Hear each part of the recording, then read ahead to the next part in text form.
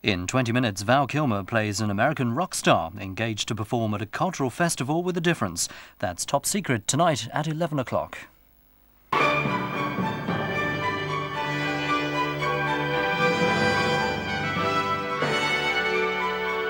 You're watching Thames Television from London. Now from the studios of ITN, today's national and international news with Trevor McDonald.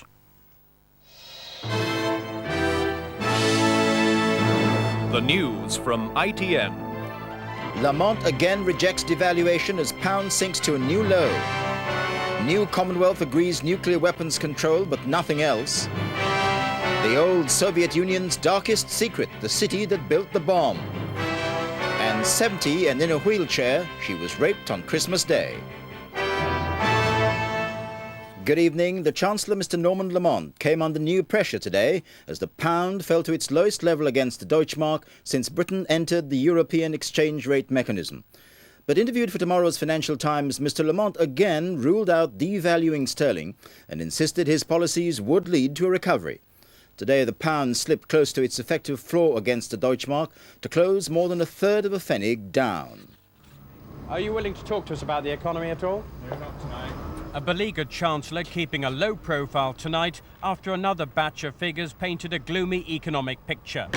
But in tomorrow's Financial Times, he does insist his policies lead to recovery. He denied he had been too upbeat, adding, "It is grotesque to portray me as some sort of blue-eyed optimist." But today on the foreign exchanges, there was still concern. The pound went down to its lowest level against the German mark since Britain joined the exchange rate mechanism. It's been a rocky time for sterling in ERM. In October 1990, the pound was worth just over 3 marks. But the value has dropped. Today it lies close to the bottom of the ERM lower limit, the closest it's been since joining the exchange rate club.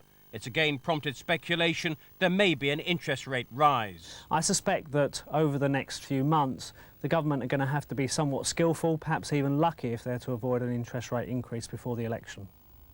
A prospect which the government wouldn't relish. It was left to a junior minister to admit interest rates may have to increase by up to 0.5%. The Chancellor's made it perfectly clear that the overriding commitment is to maintain our position in the exchange rate mechanism, and if that means raising interest rates, that he will do it.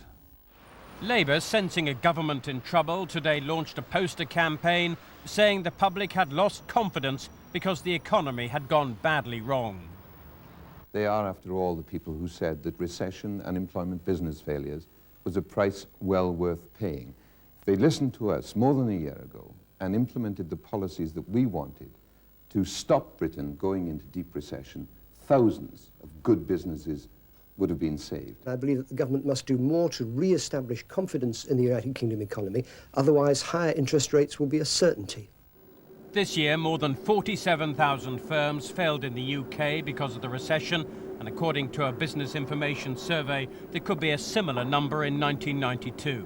And the Institute of Directors also warned that industrialists were becoming more pessimistic about the economy. There's little Christmas cheer for the Prime Minister and probably less for the Chancellor, who's at home tonight. Mr. Lamont still maintains that Britain is coming out of recession. And over the next few weeks, he'll do his utmost to avoid putting up interest rates and damage any chance of a recovery. Stephen Cape, ITN in Downing Street.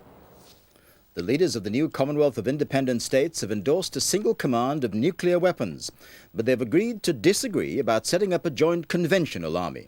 After 8 hours of talks in the Commonwealth's new capital, Minsk, 3 of the former Soviet republics, Ukraine, Azerbaijan and Moldova, said they'd be setting up their own separate armed forces. Our diplomatic editor Edward Sturton in London has our report. They had to show the world that they could sign something, that there is a will to make the new Commonwealth work. But the agreements they reached today were modest.